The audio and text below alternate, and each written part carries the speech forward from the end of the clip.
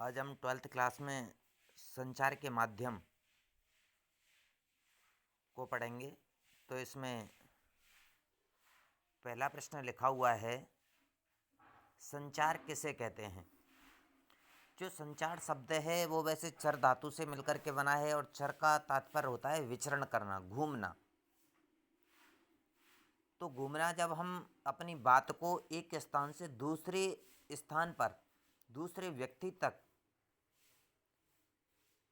हम जो अपनी बात को पहुंचाना चाहते हैं, वही हमारा क्या कहलाता है, संचार कहलाता है। आपने पहले भी छोटी क्लासों में पढ़ा होगा कि संचार होता किसके माध्यम से है, तो वो भाषा के माध्यम से होता है। संचार भी कई प्रकार के होते हैं, जैसे कि भाषाएं होती है ना, मौखिक संचार, वो मौखिक भाषा, लिखित भाषा, सांकेतिक भाषा।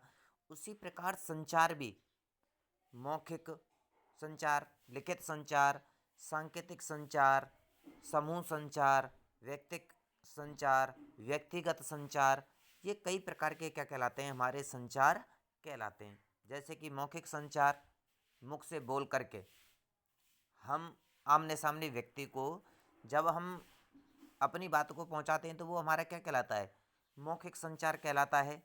लिखित संचार, जैसे कि पत्रों के माध्यम से, ईमेल के माध्यम से, व्हाट्सएप के माध्यम से, ये सभी किसके अंतर्गत आते हैं, ये हमारे सभी लिखित संचार के अंतर्गत आते हैं। जैसे कि सांकेतिक संचार, सांकेतिक संचार हम संकेतों के माध्यम से जब हम अपनी बात को प्रदर्शित करते हैं, तो वो क्या कहलाता है, हमारा सांकेतिक संचार कहलाता है। जैसे कि चौराहा होता है, आगे चौराहा पे क्या लगाया जाता है, क्रॉस लगा दिया जाता है कि आगे चौराहा है। मोड़ होता है तो वो घुमावदार एक पट्टी सी बनाते हैं, बोर्ड लगा देते हैं कि आगे खतरनाक मोड़ है, कृपया धीमे चलें। रेलवे लाइन होती है तो रेलवे लाइन के ऐसे क्रॉसिंग सी बना देते हैं। तो वो हमारा सब क्या कहलाता है, हमारा सांकेतिक संचार कहलाता है। जैसे कि व्यक्तिगत संचार, जब दो व्यक्ति आपस में बातचीत करते हैं, तो वो हमारा क्या कहलाता है, व्यक्तिगत संचार कहलाता है। समूह संचार, जैसे कि कोई भी व्यक्ति जब एक समूह में अपनी बात को प्रदर्शित करता है, तो वो हमारा क्या कहलाता है, समूह संचार कहलाता है। एक होता है जन संचार। जन संचार में, जैसे कि समूह संचार और जन संचार में डिफरेंट है कि समूह संचार तो एक समूह के माध्यम से अपनी बात को प्रदर्शित करता है समूह में, जबकि जन संचार होता है उसमें किसी भी प्रकार की गिनती नहीं की जा सकती है। समूह संचार में गिनती की जा सकती है। जैसे कि मैं क्लास में पढ़ा रहा हूँ तो वो हमारा समूह संचार है, वो जन संचार नहीं है, क्योंकि वहाँ पर मैं विद्यार्थियों की गिनती कर सकता हूँ। और जबकि जन संचार होता है उसमें कोई भी गिनती नहीं होती है। वो जैसे कि टीवी के माध्यम से, रेडियो के माध्यम से, इंटरनेट के माध्यम से, देश में, विदेश में, प्रदेश में, जो प्रत्येक व्यक्ति उस बात को सुन सके, जान सके। जैसे कि हमारे भारत देश के प्रधानमंत्री नरेंद्र मोदी किसी भी सभा को संबोधित कर रहे हैं, कोई रैली आयोजित की जा रही है, तो वो तो हमारा समूह संचार के अंतर्गत आएगा। लेकिन जब उसका प्रसारण टीवी पर, रेडियो पर, अन्य किसी माध्यम से हो रहा हो, तो हम उसमें क्या नहीं कर सकते, एक प्रकार की गिनती नहीं कर सकते। न्यूज़पेपर से कोई भी बात जब पहुंच रही है, तो वो किसके अंतर्गत आएगा, जन संचार के अंतर्गत आएगा। अब जैसे कि हम कहें कि भाई हमारा अखबार बहुत सी जगह बटा है, तो हम उससे गिनती लगा सकते हैं। लेकिन अखबार शायद मेरे घर में आया है, शायद मैंने ही ना पढ़ा हो, किसी ने भी नहीं पढ़ा हो, और शायद मैंने भी पढ़ा हो और पड़ोसी भी पढ़ करके चले गए हों, तो वो क्या है, उसकी हम गिनती नहीं कर सकते।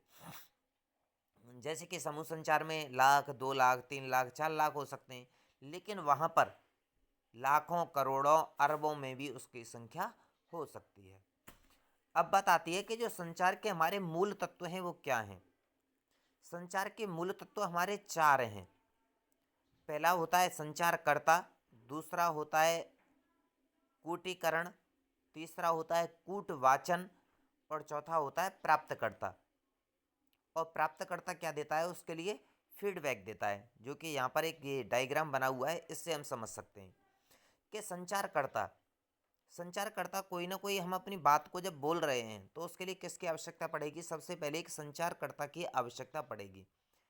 तो जो अपनी बात को रख रहा है तो हमारा क्या कहलाता है? संचारकर्ता कहलाता है। अब आता है बात कूटीकरण। कूट द्वारा संप्रेषण, यहाँ पर जो लिखा हुआ है उसे हम कहते हैं कूटीकरण, और इंग्लिश में कहते हैं उसे एनकोडिंग।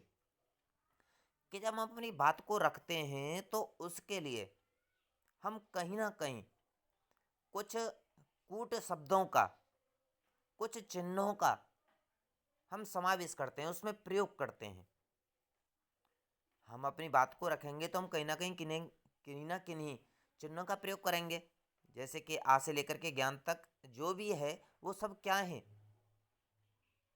सब वो हमारे चिन्ह हैं। मैं कह रहा हूं कि राम आम खा रहा है, एक सरल सा वाक्य बोल रहा हूं कि राम आम खा रहा है या राम क्या कर रहा है।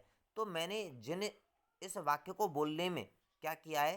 रा, आ, मा आदि चिन्हों का प्रयोग किया है। तो ये क्या हुआ? हमारा एक कूटीकरण हुआ। मैंने उसको बांधने का प्रयास किया। फिर उसके बाद में क्या आता है? कूटवाचन। कूटवाचन का तात्पर्य होता है कि वो उसे समझने का प्रयास करता है। कौन? प्राप्तकर्ता। प्राप्तकर्ता उसे समझता है कि उसने क्या कहा है, तो उन चिन्हों को वो तोड़ करके, मरोड़ करके कि वो मेरे सामने मुझसे क्या पूछ रहा है, वो हमारा क्या कहलाता है? कूटवाचन कहलाता है। उसे समझता है। जब वो समझने में, मैं ये नहीं कह रहा हूँ कि उसे बहुत ज़्यादा समय लगता है, वो जैसे ही हमारी बात वहाँ तक पहुँची और उसने तुरंत ही वो वैसा का वैसा ही उसे समझ लिया कि वो मुझसे क्या पूछना चाहता है, तो हमारा क्या कहलाता है? कूटवाचन कहलाता है। ये हमारा वो डिकोडिंग कहलाता है।